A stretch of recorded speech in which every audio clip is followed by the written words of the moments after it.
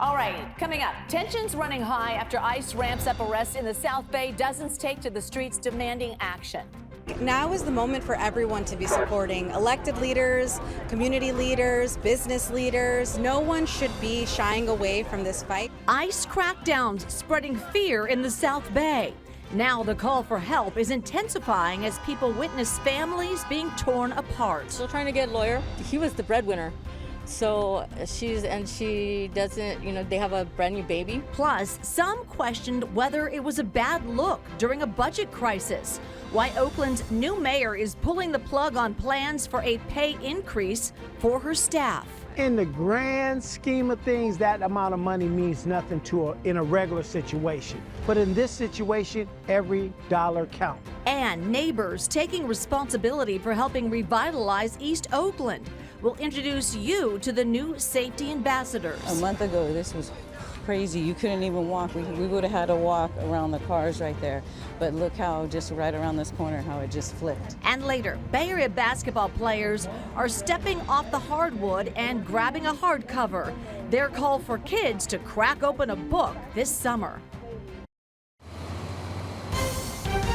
This is CBS News Bay Area with Juliette Goodrich. Good evening. We begin tonight with a call for action in the South Bay. Dozens of protesters took to the streets of San Jose after a week of ramped up ICE arrests. Up to 10 people have been detained this week, with ICE even staging outside a local grocery store. And as our Len Ramirez reports, demonstrators tell us they are tired of seeing families torn apart.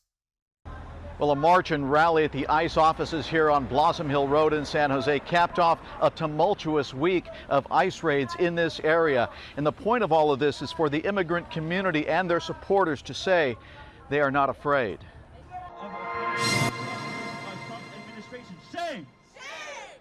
These raids are not about justice or security. It began in the parking lot of a South San Jose shopping center. Around 100 people rallying against what they say is a pattern of deceptive and cruel immigration enforcement in their community. ICE, escucha, estamos en la lucha. The protest was organized by a coalition of community groups and included 2 San Jose City Council members. Their message: immigration crackdowns are tearing families apart, and the city needs to take a stronger stand. The city of San Jose is a very diverse city, home to many immigrants, and we only have 2 council members here. I'm extremely disappointed that we don't have more leaders here in the city of San Jose voicing their concern and opposition to the federal government. I think now is the moment for everyone to be supporting elected leaders, community leaders, business leaders. No one should be shying away from this fight. Ortiz recently sent a memo to his council colleagues calling on them to approve more city funding for immigrant support services. Shut down ICE! The group marched about a mile to the ICE field office on Blossom Hill Road. Along the way, passing cars honked in support and drivers raising fists out of their windows as a sign of solidarity.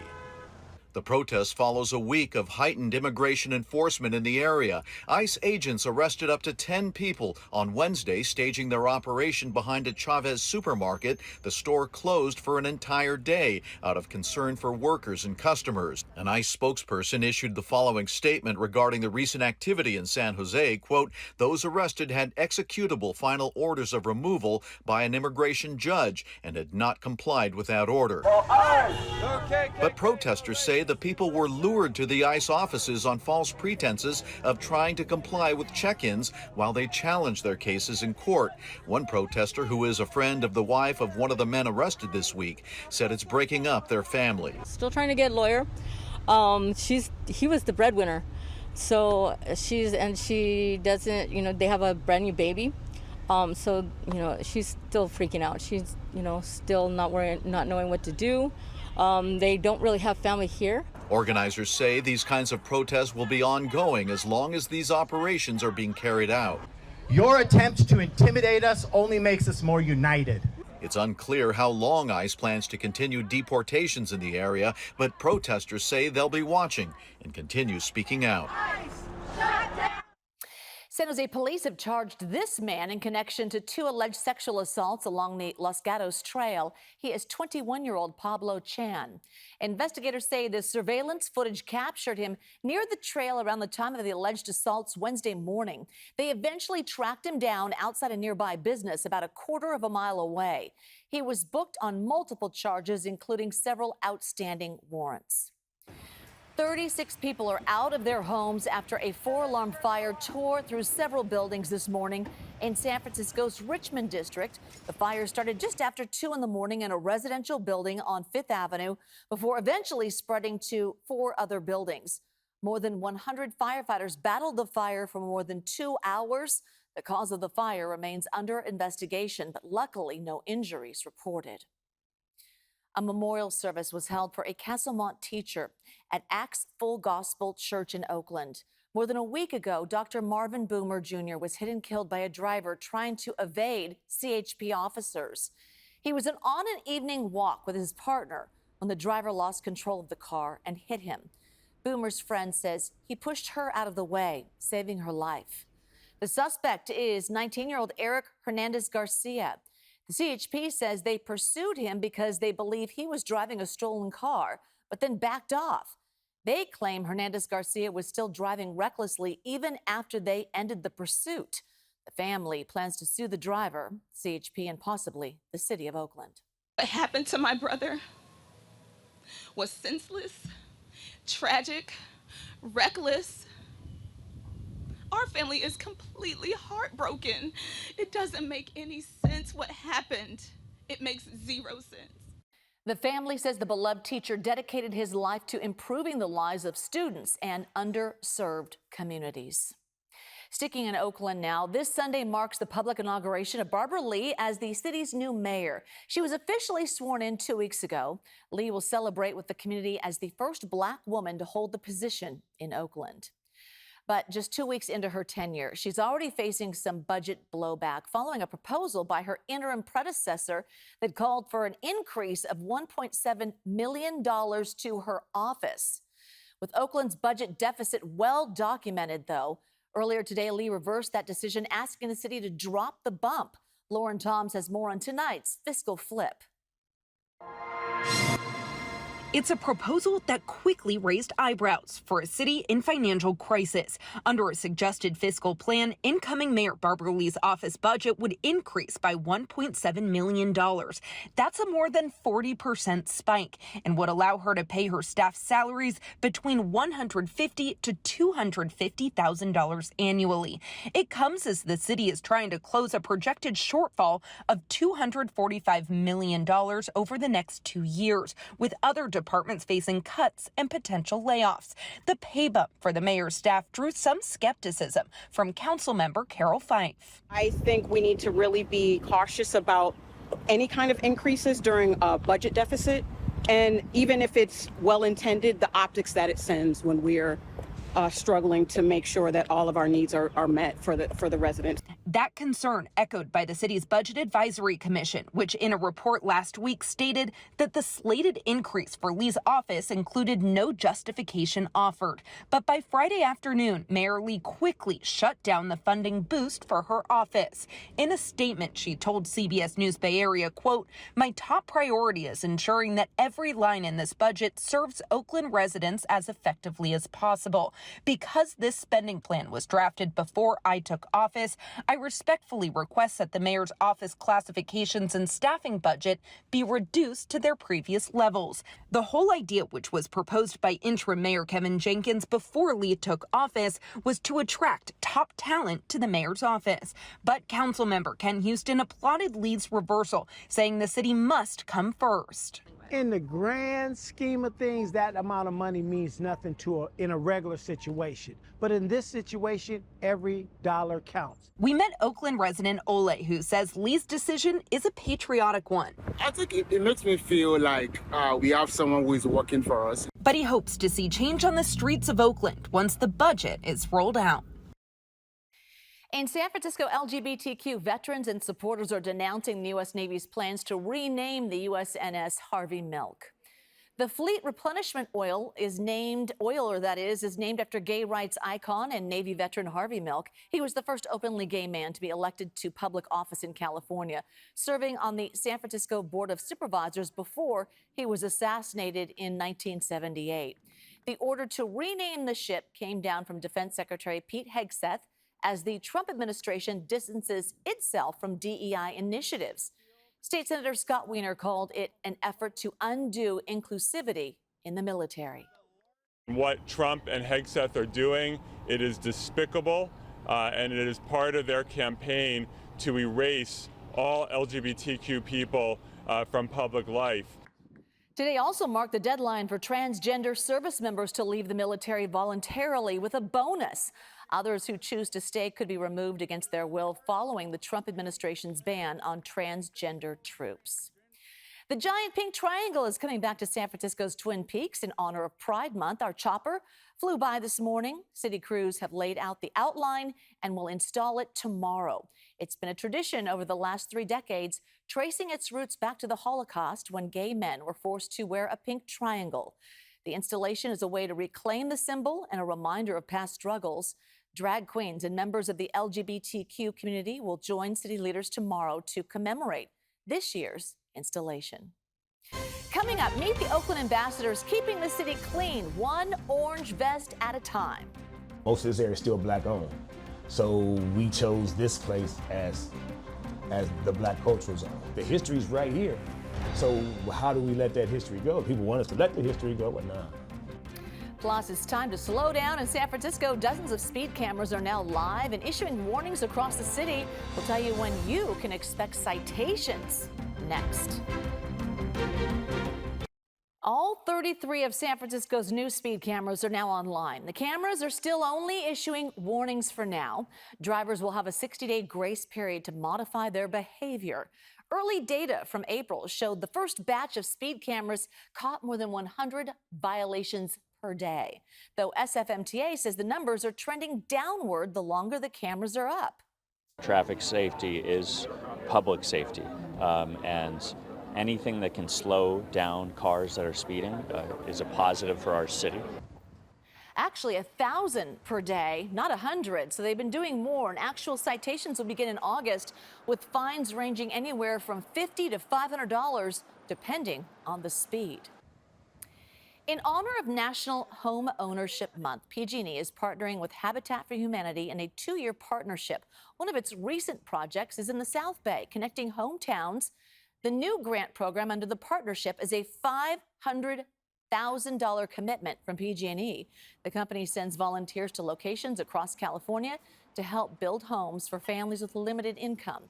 In San Jose, around 15 volunteers are planting trees for a 4-unit home for future homeowners. The project also has a second meaning. Really trying to highlight the importance of homeownership and also the scarcity of it and make that opportunity available for more people. This specific building on Reed Street was originally a 115-year-old building that was moved to a lot donated by the city of San Jose for the project. That rebuilding of the community is also taking place in East Oakland, where pride is taking precedent over passivity. Here's Kevin Coe on the city's new ambassador program. Another day. Hit me up if you need anything. Another orange vest for Yvette Balderas. We have 2 groups that are leaving to Liberation Park and then Hegenberger. Yvette is a lead safety ambassador in East Oakland. Every other morning, she and tens of others patrol some of Oakland's most neglected areas. Good morning. Good morning. A month ago, this was crazy. You couldn't even walk. We would have had to walk around the cars right there. But look how just right around this corner, how it just flipped. Ambassadors report issues like illegal dumping to Oak 311, which the city reviews before cleaning up. Balderas says filing multiple reports shines a brighter spotlight on the issue. It's a legendary brand spot right here. This work is personal for many ambassadors who call East Oakland home, like Ladrea. Me growing up, seeing how it was back in the day compared now, is nobody really cared, you know? Showing they care is also part of being an ambassador who stopped by businesses along International Boulevard. How are you? Good. Oh, good to see you again. Another Monday. All right. For business owners like Cindy Lee, knowing they aren't alone means everything. We need you. These safety ambassadors are with the Black Cultural Zone, an East Oakland community organization focused on revitalizing the neighborhood. Before every patrol, they check in with Program Director Vincent Johnson. Let's have a good day. Let's break up in our groups. Let's grab our materials. Vincent grew up in East Oakland, minutes away from the Black Cultural Zone's office. Most of this area is still black owned. So we chose this place as the Black Cultural Zone. The history's right here. So how do we let that history go? People want us to let the history go, but nah. We're not with that. Going against the trend of divestment in Oakland, the Black Cultural Zone has grown. When Yvette started a year and a half ago, she was one of 3 ambassadors. I got 120 jobs to fill. Come see me. Let's knock this out the park. Part of that is possible because of a $100 million investment by Rise East, an Oakland-rooted initiative made up of nonprofits. In late May, the group announced its plans to continue investing into East Oakland, alongside Oakland Mayor Barbara Lee. This is truly a good news day. But the ambassador program wouldn't be possible at all without workers who show up when others may not. It's Yvette's birthday. Happy birthday to you. For Yvette, there's no better way to spend her birthday. Happy birthday to you. Surrounded by others trying to bring the best to East Oakland, one step at a time. The Black Cultural Zone tells us they also have plans to buy multiple properties in East Oakland, converting them into multi-family housing units and other small businesses.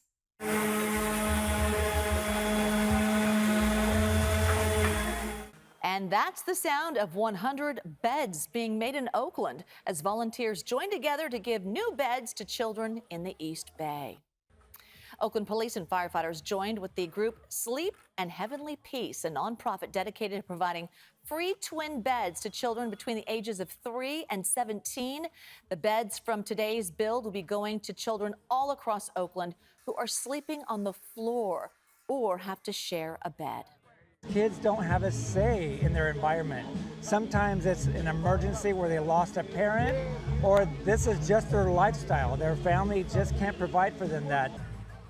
Oakland police officers and firefighters will deliver the beds tomorrow. They're also providing a brand new mattress, bedding, and a pillow. Interesting items showing up in the first alert forecast. See those clouds above my head there? That's the view from Mount Diablo. That's not the marine layer. Those are high clouds that are now showing up over the Bay Area that are coming from thunderstorms that had been over the Bay Area, over the Sierra this afternoon. It's the last 3 hours of satellite. Look at this explosion of convective cumulus clouds there. And look at that little bit that's got ripped off and thrown our way. We're not getting rain from that. But if you happen to notice some different looking clouds in the sky, that's where it's coming from. What about that marine layer though? It's coming back in tomorrow morning. I'll show you what that means for daytime highs. We'll get you ready for the weekend coming up. This is the time of year when summer patterns really start taking hold. We've been living with the marine layer here on a daily basis for a little while. Look what has really developed over the Sierra today. It's beautiful to see this. These are thunderstorms up and down the crest of the Sierra, and we were watching the little patch here. You've got these upper level winds that are hitting the tops of these clouds and shearing them apart and bringing some of that right here home to us. You'll see it in the sky. Now, there's not a lot to it, but if you happen to look up and notice, that's the view from Mount Diablo right now. Those clouds were not here 2 hours ago. They just showed up. They're high, thin clouds that were once the very tops of thunderstorms in the Sierra that have gotten blown our way. There's no rain coming with any of that stuff. It's just, perhaps a little more diffuse shade as we get towards sunset. They probably wouldn't even make for pretty sunset clouds either, but you never know. Keep your eye on it. The marine layer is going to be a bigger deal, by the way. We're going to take that forward in time in 1 second. First, let's say goodbye to the visualization on the clouds, and let's take a look at where we are from a temperature standpoint. Look at the whole state for a moment here, because there is a warm-up that is going to happen for anybody who's inland. Like most of the rest of the California, particularly the Sacramento Valley and the San Joaquin Valley, know there's a warm-up coming tomorrow. Watch what happens when I switch from Friday afternoon to Saturday. Now down here through Fresno, Bakersfield, and up here through Redding and all the way up to Red Bluff and Chico, these are numbers that are going to get a little over 100. So the warm-up happening in the Central Valley, but we're going to be pretty oblivious to that back here at home, because when we take a look at this on the local scale, and let's bring it back down for us and put on tomorrow's daytime highs, we're not really going to feel it much. We kind of have already started the warm-up. And when we take a look at what the actual daytime highs are going to be for tomorrow, go ahead and pick out your part of the bay. You'll be low 80s in the South Bay. That's what you did yesterday. And that's what you did today. The only difference really was in the North Bay. You got a 10-degree warm-up here today. You didn't get out of the upper 60s in Santa Rosa yesterday. Today, you made it all the way up to the upper 70s. Tomorrow, you should go to right about 80. And then that's where you're going to sit pretty much for the next couple of days without really a whole lot of change beyond that. Now that we've gotten into this pattern, things are pretty much just going to kind of sit here like this and stay pretty uneventful in terms of any big swings in the numbers. So let's get into the forecast. I'll show you what it looks like in the 7-day. We'll start this out with our inland microclimate first and take a look at how those numbers will play out for us. Once you bottom out tomorrow, you just replay it. Low 80s all the way through. There might be a few degrees as we get towards like the middle of next week where the temperatures maybe dip a little bit, but that's not even really enough to notice. Going from the upper 80s, I should say going from right around 80 to the upper 70s is not really that big of a deal. And when we look at the numbers for the bay, never quite as warm, but following the same pattern, morning marine layer burns back by about 9, 10 in the morning, and then you'll get a beautiful afternoon coming your way with plenty of sunshine. And by the way, that is what the marine layer is going to do tomorrow and for the next 7 days. Same thing it did today. We'll wake up, gray skies Bay Area wide, then melts back to the beach and hangs out there for the rest of the day. Everybody else gets sunshine from there on, Juliet. Sounds good to me. Yeah. All right, Darren, thank you. All right, when we come back, helping kids take a shot at reading, how the Warriors and Valkyries are teaming up at Thrive City today. Plus, here's what's ahead on the CBS Evening News. As if summer travel is not stressful enough, now you need to worry about how the trade war could make flying more difficult. We'll explain. And proof that hard work pays off. Steve Hartman goes on the road to Georgia to meet a new high school graduate with a whopper of a work ethic. That's tonight on the CBS Evening News. Now you can get your KPIX news, weather, and live stream all in one place on the CBS News app. Download it free today.